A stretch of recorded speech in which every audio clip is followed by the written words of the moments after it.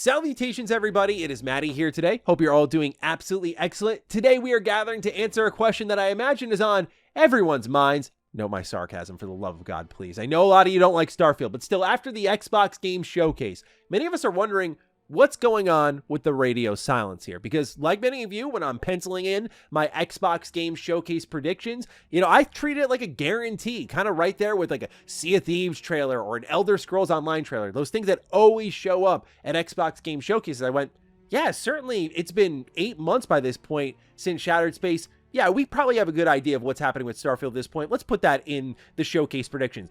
That didn't happen, and I mean, I may have been confident with that prediction, but confidence doesn't mean you're right, because I was also confident Elder Scrolls 6 would be there. How'd that work out, Maddie? All right, so anyway, we're eager for this update because a lot of people equate Bethesda's silence with them cooking. And unfortunately, I do have to be the bearer of bad news in one way on that regard. But we're going to talk about what's going on with Starfield here today. So if you're new here and interested in what's going on with Bethesda as a whole, Fallout, see the hat, Starfield, Elder Scrolls, we talk about it all, consider subscribing. So let's go back to the top of this year, because this is really the tweet that we're all hanging on to for dear life. It is right here. The Starfield Twitter account says, "We know you're eager for an update. We appreciate your passion. The team's been hard at work. We're not ready to share specific details yet. We have a lot of exciting things planned for the game." Now, based on this and the silence, a lot of people are looking at Starfield's next update, eagerly thinking it might be a Phantom Liberty level overhaul. It might be crazy big. It might be exactly what we wanted from Starfield this whole time. Now, that's always possible, but what I'm going to do is put a pin in your balloon and say, look at the Fallout 4 Next Gen update. I think it's a perfect example of many of us Bethesda fans who think when they're silent, they're cooking, when really I think when they're silent, they're just figuring things the hell out, and it's actually their focus is somewhere else.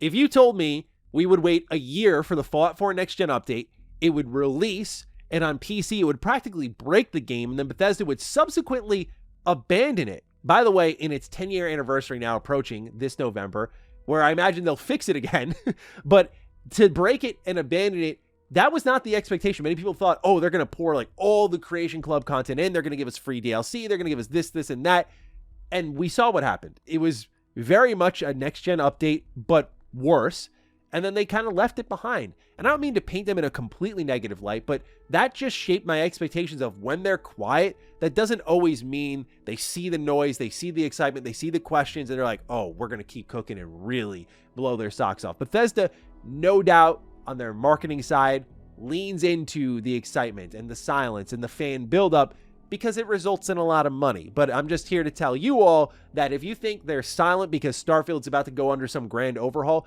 you're likely probably mistaken. So what is happening with Starfield then?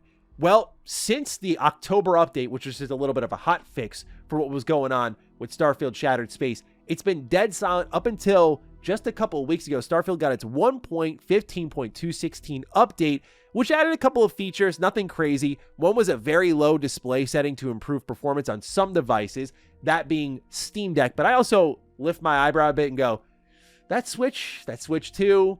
I wonder, because I think they're holding back these updates for that eventual port that's going to happen, which we'll talk about in a little bit. But you'll see a lot of creation level stuff here, and that's what I want to get into. Much like Fallout 76, Bethesda has no problem letting a small, dedicated community hard carry their game until they're ready to put more resources into it. Again, 76 being the perfect example. That Atomic Shop, that Battle Pass, like there were whales for 76, to be very transparent. There were also people who loved it, but people who just wanted to spend money on the best stuff the game had to offer, and they went crazy for it. Up until the Fallout TV show, many of us know Fallout 76's player count was nothing to marvel at, and it wasn't until the game got added into PS Plus for free that it actually saved the game, because as we learned through the FTC documents, Phil and Xbox were considering shutting down the game to divert resources elsewhere. So the game was narrowly saved. And I think Bethesda, to their credit, has no problem hanging with these games. A lot of folks have taken their silence as abandonment, and if I'm to offer hope before I go into a more negative path here, it's that I don't think they're abandoning Starfield. I just don't get that vibe, not only because of who they are as a company. Like, again, they hung with Fallout 76. Fallout 76, bro. Come on now. Like, let's give them a little credit here on one thing. They hang with their shit, good or bad. But also, we at least know there's more to come this year, and if things swing in their direction positively, maybe we see more next year. But right now, things aren't looking great for Starfield. If you want to analyze the player count, there's two ways of looking at it. Shout out to Paul Tassi of Forbes, because I didn't consider it this way until I saw his article. The first is like, how's it doing right this moment?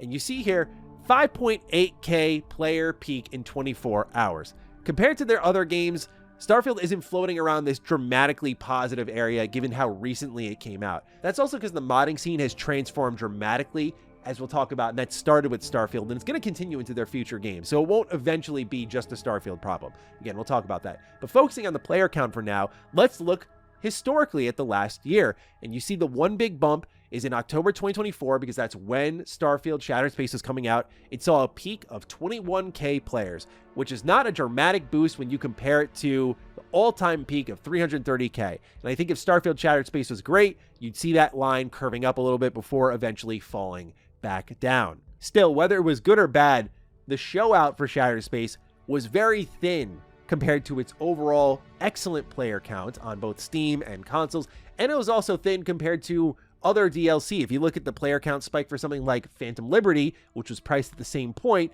yeah, it's a night and day difference. So Starfield isn't seeing those big boosts, which does solidify the claim that Bethesda may move on quicker, especially when you know Elder Scrolls 6 is next and Microsoft is in their money-making phase right now, like big time. Yeah, no doubt there's probably some urgency to get ES6 out the door, and if Starfield is in the way, I think they'd move it out the way.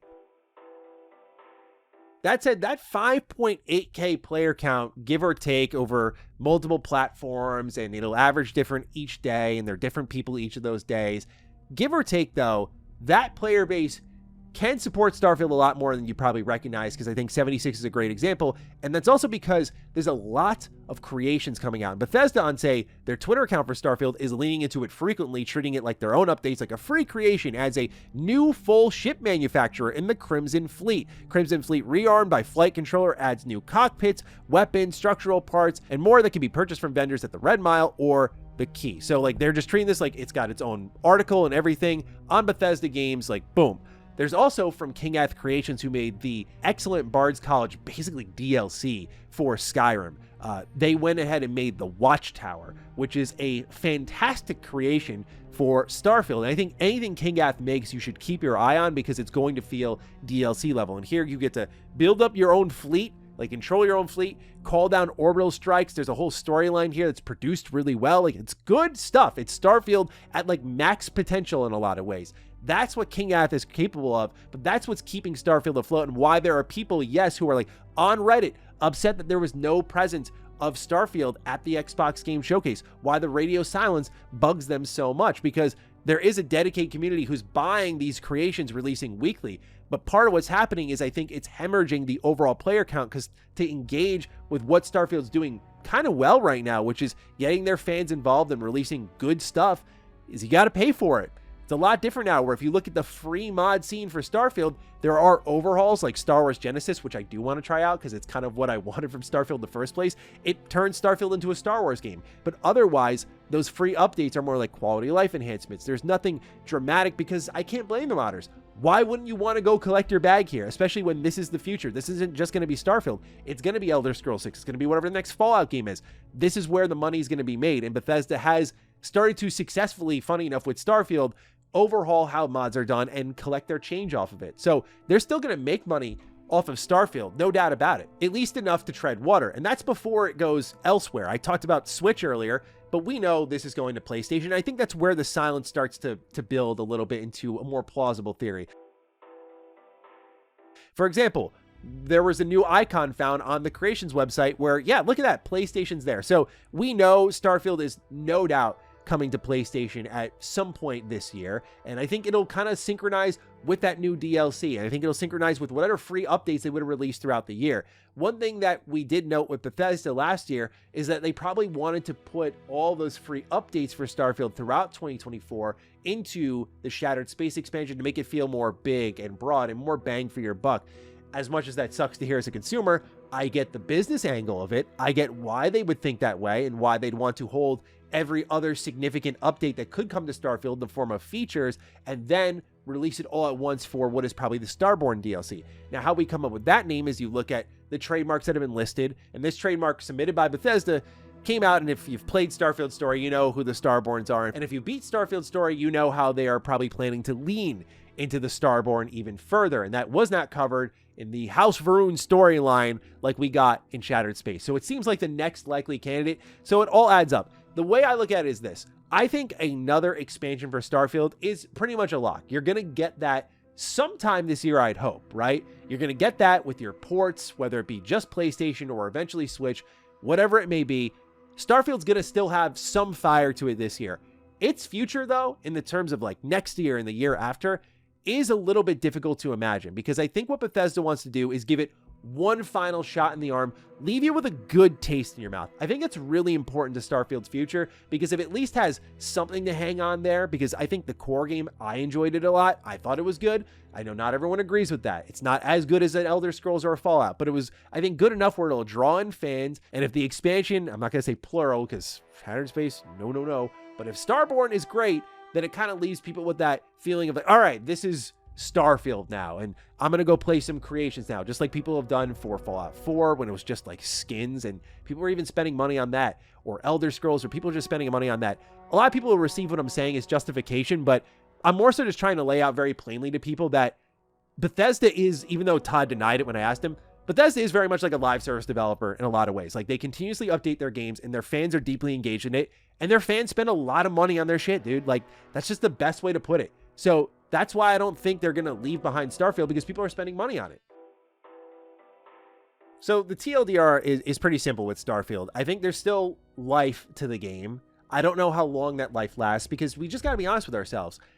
Elder Scrolls 6 being up next puts immense pressure on Starfield to perform very strongly in an unlikely area. Unless Starborn is this incredible experience that I think serves more as an overhaul of the core game experience rather than, you know, additive, sort of like what Shattered Space is, that can renew Starfield in a way that addresses those core complaints. If Bethesda pretty much dedicates that full DLC, like, that's my hope. If I were to look at Starborn and anything that it could do, it's not even just trying Shattered Space again. It's like, if you want to really add to the life of Starfield and set it up for the future, you kind of change the core of it. I just know, based on the way Bethesda makes their games, that hope is extremely unlikely, borderline unfair, given how the engine works and how their games are made and how maps load. I don't think the hopes of like seamlessly going planet to planet and landing down seamlessly and removing a lot of those loading screens, I just find that very unlikely, especially because I feel we'd see signs of that leading into this update that they'd be gradually adjusting to, given all the blowback they faced at launch.